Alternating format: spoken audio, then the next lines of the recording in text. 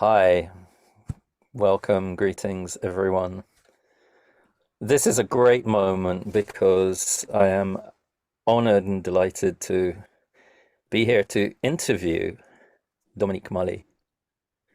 For those of you, I'm sure many of you will know Dominique already, but for those of you who don't, I met Dominique possibly 2 years ago, and I have been following her amazing healing works. We've done many workshops together. And her whole approach to healing is something that was quite extraordinary to me. And so it's absolutely fantastic. We're here at this point in February 2024. She will be opening her new Earth Alchemy. And today we're going to be talking about that. And before that, we're going to be talking about her journey, how all this came to be. So, Dominique, wonderful to be here. Thank you, hon. Thank you for this. I'm excited to explore a little bit and share a little bit about the work and how it evolved because it's quite a unique journey, you know. Absolutely. So, my first question to you is at what moment in this life and incarnation were you first called to do an energy work? Could you tell us something about that, please? Yeah. So I've been teaching metamorphic technique for a couple of years, and I had a friend who was a kinesiologist, Ella Owen, and we had this idea that we might start a little project, and our focus was to increase abundance. And we had a book that talked about energy. And what we realized was everything is energy. So, can you use energy to transform the energy that creates your current situation with money, for example? So, in your current makeup, money, there's going to be your skills and talents, and there'll be some patterns which are blocks. Can we use energy to remove those blocks and shift the person's experience? And I think I think maybe when I'm speaking, it's making some sounds your end. Maybe we should mute you when yeah, I think that's better. Anyway, so it was June 8th, 2008. We went down to Brighton and we started muscle testing with traditional kinesiology to verify our hypothesis.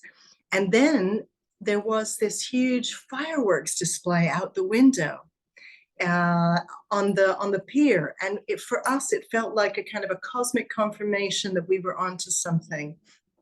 And she and I went on to build a business called Sacred Life Alchemy, which we ran for 5 years, and we did some very, very deep work with that system. So that was the beginning, and there was a sense that we had worked in previous lives as kind of junior or mid-level alchemists, and that in this lifetime we'd come back to develop mastery. So that was our beginnings. Amazing. So, where were you living actually at that time? I mean, was my next question. Right, I was in London. I was living in Muswell Hill, which I loved very much. I love London. Yeah, I ended up leaving England and coming to Portugal, but I was in England for 23 years and really, really loved it, especially Muswell Hill. So, my next question. How did the spirit of place influence you? And I would just say this because also, I mean, London has its own alchemical traditions. Mm, I mean, particularly in the 17th century, which is a period that I know a certain amount about. I mean, having studied that and realized, how much alchemical literature was going on, how much was being written. London was, I mean, there was Gresham College. There was, the beginnings. That was it's almost the sort of precursor to the Royal Society. And there are all these people who are, like Newton, but many others who, this boundary between alchemy and exploration, what became chemistry. It was such an amazing mix. And so, I mean, when I think about London in that sense, I mean, London is it's a really incredibly alchemical city. mm. Yeah, I love London very much. I mean, London was very healing for me. I'm half English anyway, so I always resonated with my English side. But what I found was I had been a musician in my early life in Montreal and in New York. And I first came to London as a musician and I busked in the London Underground for years and actually managed to buy my little London flat from my busking money. So, I have so much gratitude and always did for the people of London. But I think London was a very nourishing place where you are surrounded by really the best healers. It's amazing, but there's just something about the alchemy of the energy of the place where people get to a very high level very quickly. And so I was meeting people who developed their own systems, who were just approaching things in their own unique way. I was supported by women who very quickly helped me transition from being a musician to being a healer and, showed me the ropes. So, yeah, London is just very open to everything, really. There are so many mad geniuses in England, aren't there, really? I mean, yeah, England is an amazing place. It's so different from Canada, really. I found it very, very dynamic, creative. People are very interesting in England. They're doing very interesting things, and it gives you a lot of support for you to just follow your wildness and your creativity and your eccentricity, really. So that was my experience of England. Very inclusive, curious, creative, dynamic, supportive, community-based, amazing. Yes, I mean, it reminds me of, dipping into Peter Ackroyd's biography of London. Uh-huh. All right, I remember it. Very interesting. The last time I had to dip into that, actually, it was working for a client who had felt a kind of perturbation in her flat in a certain part of London. And when I did the energy testing, I got that there was some historical material. And so I went back and looking at the dates, I actually discovered that um, I discovered two things. One, that there was a river which went underneath her home and that had been blocked up, which immediately put me onto the spirits of water. And then the other thing was that there was actually this passage. I mean, they're known as the Gordon riots, and this is something that happened in London. And there had been, I mean, it was almost like a revolution. And it's interesting that this is hardly known. There are very few people. I'd never heard of the Gordon riots, but in fact, these riots. I mean, there was a whole sort of, different quarters, different problems going on, and the whole thing basically just sort of, London went up. They thought that there was going to be a revolution, and they actually brought the army in, and there was a garrison that was stationed near this person's home. And it was extraordinary that all this material came up. And I mean, it's going back into the history of London. So, I mean, again, it's just to sort of, you know, mark that point. I mean, Mhm. I just couldn't believe the richness and the unfolding that goes when you start going back into the history of London. And, Peter Ackroyd, I mean, is historian of London. I mean, it's absolutely fascinating. So Mhm. I totally get that. That is Yeah. amazing. Let's continue with this, the travel stories, because I mean, London to Portugal, and we'll come Mhm. back to Portugal, but I know that you have been in India, Mhm. and so you have had a very powerful experience. I'd like to ask you about that, and then ask you, I mean, about the role that India has played in your development and the development of alchemical work. So tell us about India. What have you been up to in India? What have you been doing, and how does India, what has that brought to you in your journey? Wow. I mean, it's a big question. Sure. Um, I'd have to preface it by saying that I've been living in Portugal for 7 years, and Portugal is on my Pluto line. So for the last 7 years, I've been challenged so, so intensely. And what happened was that in London, I spent 5 years developing this system, and then I felt this call to grow. I first went to Hastings and didn't really find my footing there and wanted to live in the countryside, wanted to not have a mortgage, and was kind of feeling a sense of what's actually unfolding now in the world. So hence my move to Portugal, not realizing that it was going to be one of the heaviest teachers of my life. So the alchemy had kind of been put aside while I was moving countries. And within 6 months of arriving in Portugal, my house, my land was in a giant wildfire. Now, I had to run up to the village and I visualized white light around my house, but everything up to the house burnt. All the olive groves, a vehicle, my yoga studio, all the wood I'd spent a year sort of, well, the whole period that I'd been there cutting and preparing for the winter. And I was deeply affected. And then I had to ask myself, why have I sort of manifested this in my life? And that made me resurrect the alchemy. So I went to Goa, and when I was there, I started testing everything, like testing the level of my nervous system, testing my blood, testing my consciousness, just testing everything to see what is it in me that has created such a drama and trauma. And I started resurrecting the alchemy, but at a sort of a 2.0 level. So what I'd say about my alchemical work is that while I do lots of trainings and learn about different systems, my alchemy system is an original alchemical system.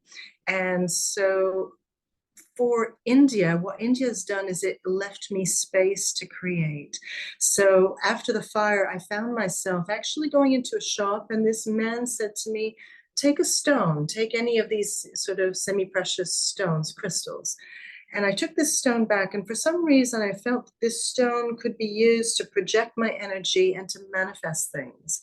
But very quickly, I found myself buying lots of stones and placing them in these configurations. And when I did, I'd be like, oh, well, these 4 stones that are holding all of this grid of stones, this is the divine masculine, and this is the crystalline grid, and this stone represents humanity.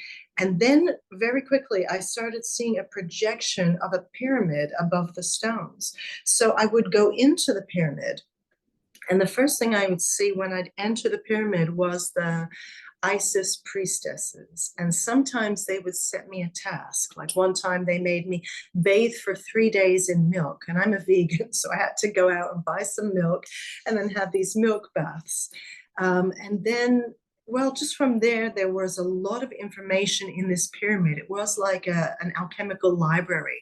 So every morning I'd set up these stones on my bed and I'd go into the pyramid and I'd get this information. And these teams would come through and say, okay, we're going to be working with you. We're going to give you this technology. And so this went on for a couple of years where I'd come back to Portugal and then go and spend the winter in Goa with my stones. And then COVID happened.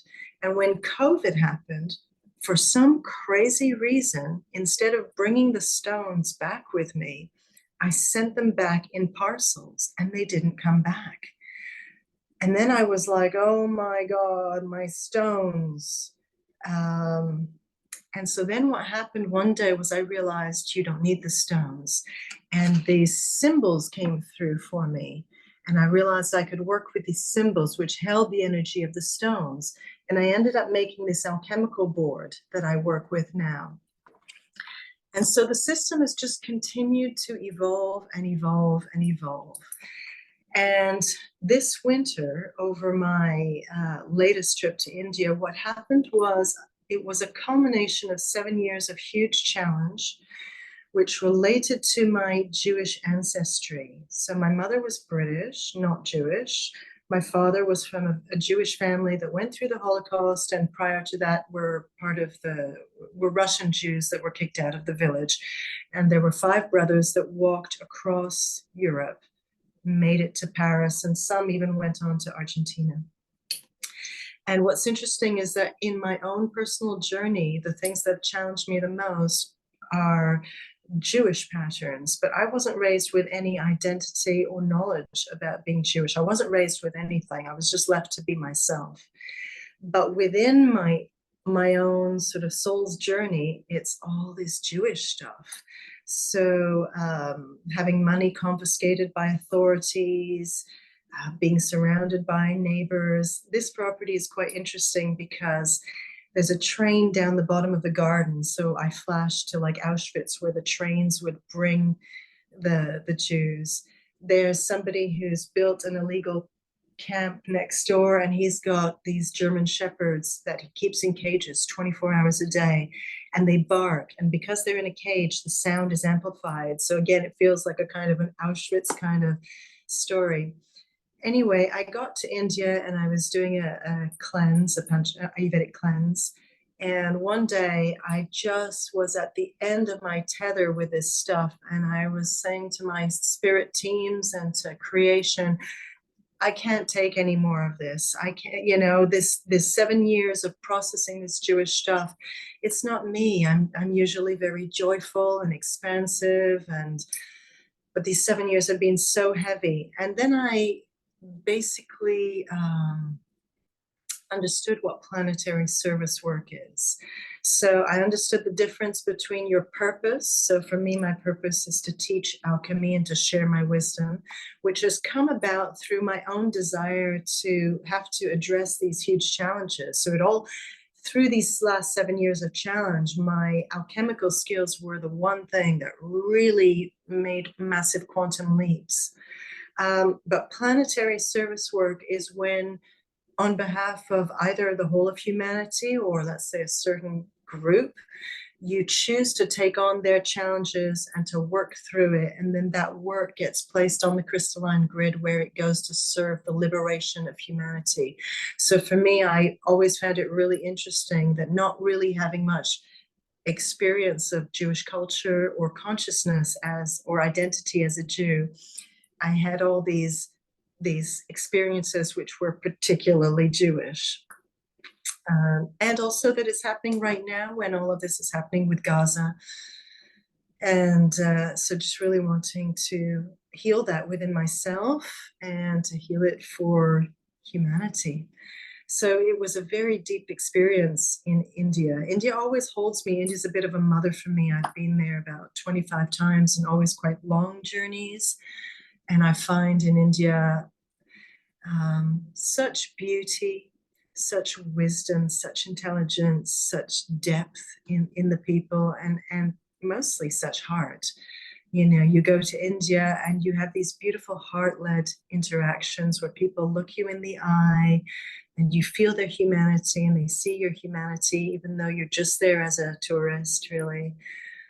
So they've been incredible for me. And I've done Ayurveda for 20 years, so there's been a lot of healing on my body as well. So yeah, a lot of gratitude for India. Yes, I had the occasion professionally to visit Mumbai on 2 occasions. I spent a very short week in each, and I remember at the time they would play these advertisements for what they called Incredible India. That was their kind of phrase. And one can say a lot about that kind of, the sort of, the branding, the publicity of a nation. But I always had that feeling that Incredible India was so, so just. It was so beautifully said. And I certainly, from those 2 visits, absolutely astonishing. The people that I met, their kindness, the generosity, the visits, they took me to different places in Mumbai. I remember the Jain temple, and I mean, I just hallucinated. It was it's so powerful, and those very short journeys have been for me. I mean, absolutely, just such richness. So I can totally, totally hear you on that. Extraordinary. It's also so interesting, the stones that they came in and then they'd done their work and off, and you could have taken them with you, and of course, off they go but they're on their journey, and that's also very powerful. Mm, So one of the things that you mentioned, I mean, as I guess as a kind of precursor, is this metamorphic technique. mm. Now, This is something that, I mean, I've heard of. I've heard of you speak of it before. I mean, I'm sure there are many people who haven't heard of the metamorphic technique. So could you say a few words about that? What is it exactly? Uh, Sure. I no. mean, it's a form of body work. So you're touching the feet, hands, and head, and the points that you're touching correspond to our time in the womb. And what I would say about that is that I worked with the founder of the work who became a mentor for me. And he was quite rigorous and demanding, which was good. It really put me through my paces. And that is where I understood that who we are is consciousness, and that consciousness is made up of patterns, and these patterns are kind of like programs, like computer programs, actually from a very well, from the early days of me learning metamorphic, I really saw computers as a what's the word, having a parallel with consciousness in the way that consciousness can download. You can download stuff in consciousness, you can upload stuff in consciousness, you can clear stuff. That computers are kind of a replication of how consciousness actually functions. So I'd say that that's what it gave me. Metamorphic, I was teaching either reflexologists because it originated from reflexology, or mothers, or other healers, because it was a very simple practice.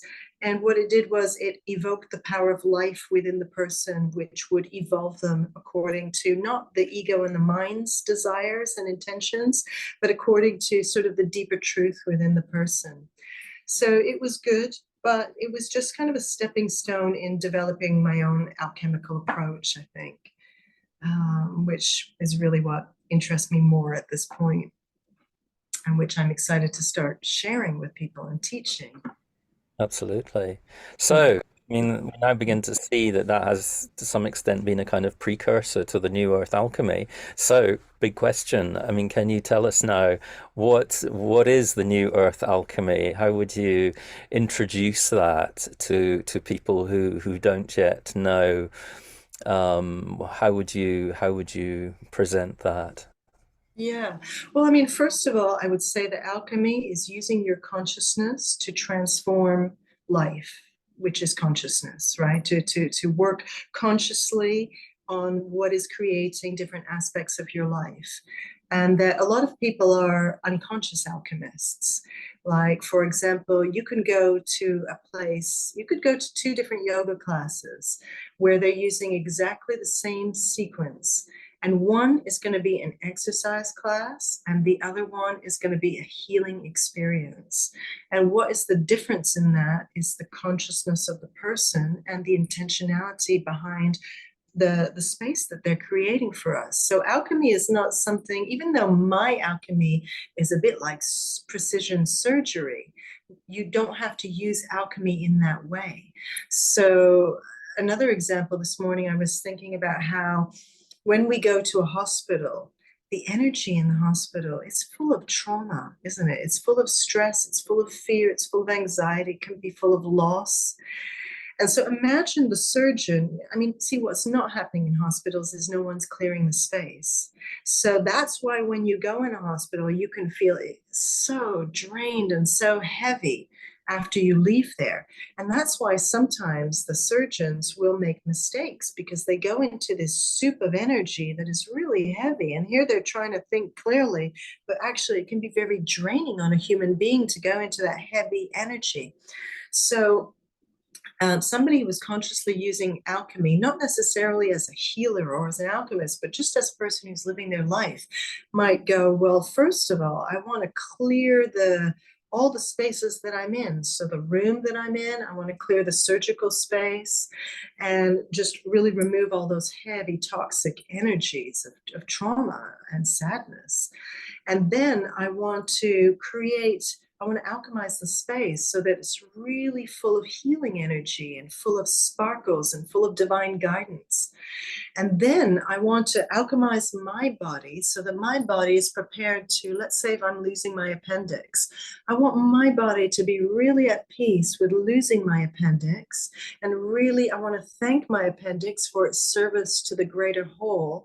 And I want to activate all the healing powers of the cells in my body so that they really seal it up, and that somehow this becomes a transformational experience where I'm even more powerful and aligned than I was previously. So maybe within that appendix, I'm letting go of some old ancestral patterns or some past life stuff or some karma. So, that's how, in a day-to-day sense, you can use alchemy. But the thing about New Earth Alchemy is this, is that people were asking me to teach my alchemical system, and it's a very, very dense system. And I was like, "Ooh, how do I do this, without going into kind of a very heavy left brain kind of thing?" And then it literally came through in one day. You're going to teach New Earth Alchemy, and you're not teaching people a set, rigid system, and you're not teaching people to be a mini you.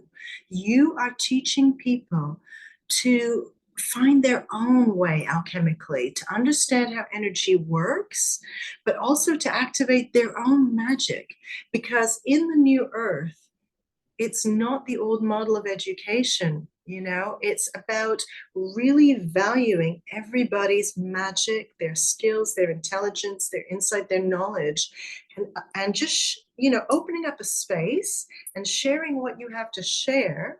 Definitely some technology, definitely some insights around how energy works, but also really supporting them to interpret these, to use these tools and these insights in a way that makes sense for them, and then to bring in their own creative approaches so that they can actually bring in something to you, the teacher, do you know what I mean? And to the class. And together we are so much more powerful than just one teacher who's downloading a whole set of like left brain, and this is how we're going to work alchemically, and this is how it must be done, and here's the 300 processes and all of that. No, not that. And then the whole thing felt so much lighter for me, because I knew that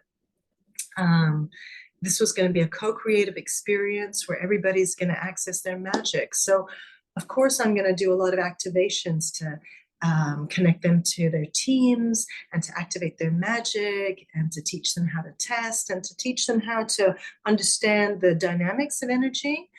But other than that, we're going to be playful and creative and leave space for everyone's wisdom to come in. So this feels like a real quantum leap in terms of education. So I'm excited. Yes, I think that, and that very much resonates with the idea of New Earth, and the fact that the frequency is increasing. And um, it's interesting. I mean, for example, Reiki was a technology that came through in the, sort of 1920s. And then certain people have evolved that. And then other people have said, no, no, no, we can't. We've got to go back to the true Reiki. And it's very interesting there that in one sense that this idea of, the true, the sort of the moment. In fact, when you go back to the history and to Mikao Usui, you see that he was exploring, he was trying to work things out. And then he had certain, amazing downloads, to use a word. I mean, he had those insights, and then he was able to sort of do that. And interestingly, I mean, what is very beautiful about that is that sort of sense of transmission. So he was transmitting that immediately to a certain group of people around him, who were then able to take that on. But then we have, this sort of invention at the moment. And again, I mean, I saw, from the kinesiology point of view, that when, the pandemic happened and, of course, we couldn't practice, immediately practitioners were starting to work at distance. Of course, kinesiology is par excellence, a kind of, hands-on therapy table sort of work. So the idea of working at distance was to, again, it's an increase of frequency. And it was a co-creative class. So we were working out, and there are people who are still doing this. They're taking this further and further. And we're all doing a lot of my own work with horses, for example, where I've been again. I mean, there is no teacher. I mean, there's the horse and there's me, and we're doing that and the energy. And so we're in that sort of co-creative space. And I can't help feeling that this new earth is very much an invitation to us to do this exploration, because we're moving out of that sort of central expert, as you said, the person who's going to say, you've got to do it like this and you could do that and the 300 protocols or whatever. And we're actually in that sort of co-creation. And so there's a lot of, it's a fantastic time for growth of all these healing modalities. And I think that this is very much where we are at the moment, in this co-creation, as you say, where the energy is flowing, between, let's say, well, student, teacher, whatever, but, between, let's say, the participatory experience. It's that participatory magic. Yeah, recently I had some clients come, and in their individual sessions, they started downloading these very advanced technology and codes. And it was like, okay, look, so all they need is to be held and supported to really blossom. Whereas actually, there are so many of the old healing systems that are very dogmatic, and that was my experience with the metamorphic people, very dogmatic. And I've seen it in many other communities where it's like, has to be done like this. That is the old paradigm. The new paradigm really honors the wisdom of every person, and we become so much richer for it. So yeah, I'm excited to see what comes out of this time together. And it feels so much lighter, because had I tried to teach the old system, it just felt like death to me to try to go through all these protocols. And whereas this feels just light and creative and easy, and yeah, a creative experience. Amazing. So let me ask you, if you had to choose 3 words to describe New Earth Alchemy, what would they be and why? So the first one is freedom. It's like you have freedom to use your creative skills. Like that, we might have some alchemists on the course who are working with art, and their transmission might be with visuals or with sound. So really freedom to receive your guidance, to express your creativity, to work alchemically in a way that is your way. That would be the first thing. The second would be miracles. So for me, miracles are what is beyond the threshold of belief. So your belief is like, this is what I believe is possible. And miracles are beyond that. And we're going to be going beyond what you believe is possible into the impossible and the miraculous, whether that's related to shifting your body and aging differently, shifting your experience, shifting much faster than you thought was possible. So we're going to go for the miraculous in this space. And the other one is love. The other one is love, because that's the frequency of the work that I do. And I suppose there are different alchemical systems that might work with different frequencies, but my alchemy works within the frequency of love. So that's it. Freedom, miracles, and love. Amazing. Fantastic. So we come to the end of this discussion. My last question to you is, I mean, many people will have already done some kind of training. So how is this course going to be different from what they might have already encountered? Well, so the course is every Monday. In the UK, it's 6 or 7 to 9 p.m. and Eastern Standard Time, it's a bit earlier. So it's going to be 16 weeks. And we are going to be doing a lot of work on you. So on the person who comes. We'll be doing a lot of testing and exploring the many levels of their consciousness, the many dimensions of their consciousness. Is their inner child carrying wounding? Is the block coming at the level of their ancestry, or is it in a past timeline? So all the work and all the tools and perceptions of reality that we acquire will be testing on the person. And there is a general intention within these 16 weeks that we move the person from their current frequency to new earth frequency, where life is lived much more, well, life is lived in the new earth through the GPS, or the navigational system of the heart.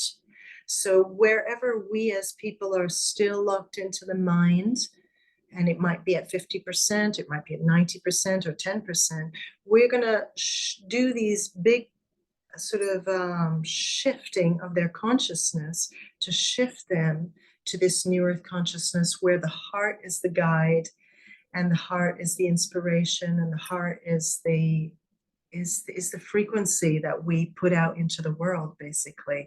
So it's going to be a big personal transition and jump, and you're going to learn all these skills on how to do it, how to understand it. I'm not explaining that very well, but I think you get it. Yeah, it's going to be very, very fun and exciting. Brilliant. Well, listen, that is amazing. Thank you so much for sharing your journey, your adventures in different countries, your Pluto line, and the unfolding of your new Earth alchemy. I think this is going to be an incredible experience. And so, for those of you who are discovering this through this interview, then Dominique's website is up. There'll be a link underneath, so that you can be in touch with her if you have other questions. But I hope that you have enjoyed this discussion as much as I have. Absolutely fascinating. Thank you, Dominique, for sharing with us. Your journey is amazing, and how wonderful that you are putting this together and bringing these new earth energies and alchemies into play for us, so that we can be part of this ascension which is taking place as we speak. Thank you so much. I really love speaking with you. Thanks so much. Thank you.